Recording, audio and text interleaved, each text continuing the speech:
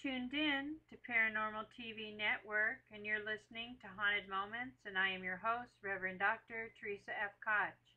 Sumela Monastery in Turkey, built around a cave hanging over a village far below. Sumela Monastery in Turkey was founded in the year 386 by two Athenian priests. During its long history, the monastery has fallen into ruin several times and been restored by successive emperors. It clings to the wall of a steep cliff facing the valley far below. Its treacherous cliffs, when the fog rises from the valley, this place looks positively haunted. One would think of its age and history alone, you know it is in the midst of spirits of the past. The monastery is located some 30 miles south of Trebizond in the valley covered by forests. The road reaches an area with shops and restaurants at the bottom of the valley. From this point, there are two alternative routes to reach the monastery. The easiest for us to travel is to travel the path through the woods on the same side of the mountain where the monastery is located. After some 20 minutes, walking almost in the dark as the woods are very thick, an unexpected clearing allows the traveler to see the monastery for the first time.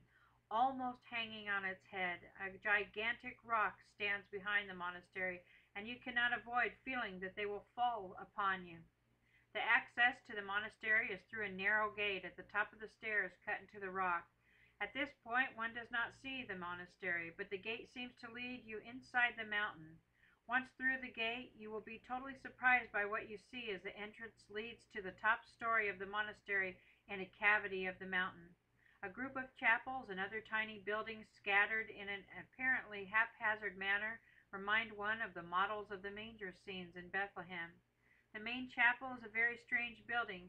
Part of it is cut into the rock while the other is made of brickwood. The interior fully decorated with frescoes, some of which date back to its beginning. Haunting voices carry in its corridor of its history. If one ventures up the hidden path through the woods from the village far below, you will think you have stepped right back in time. The hollow rock protects some of the paintings from the rain and snow, but it could not protect them from the stones that young shepherds threw at them to test their aim after the monastery was abandoned as a result of World War I and the events following its end.